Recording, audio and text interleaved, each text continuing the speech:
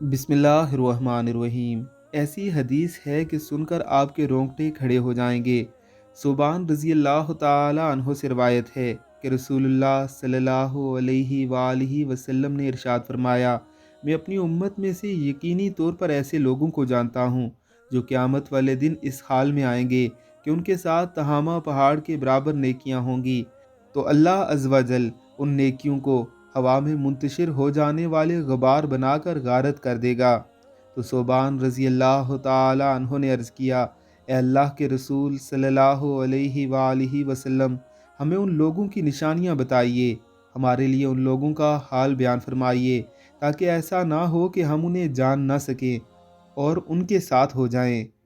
तो रसूलुल्लाह सल्लल्लाहु अलैहि वसल्लम ने इरशाद फरमाया, वो लोग तुम लोगों के दीनी भाई होंगे, तुम लोगों की जिल्द यानी ज़ाहिरी पहचान इस्लाम में से होंगे और रात की इबादत में भी इसी तरह हिस्सा लेंगे जिस तरह तुम लेते हो, यानी तुम लोगों की ही तरह क़यामुल लैल किया करेंगे।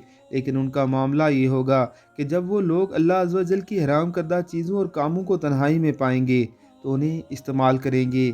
अल्लाह रब्बुल इज़्ज़त की पनाह, हम में से कितने ही लोग हैं जो तन्हाई में गुनाहों को यूं करते हैं जैसे गोया ये जायज़ ही हों।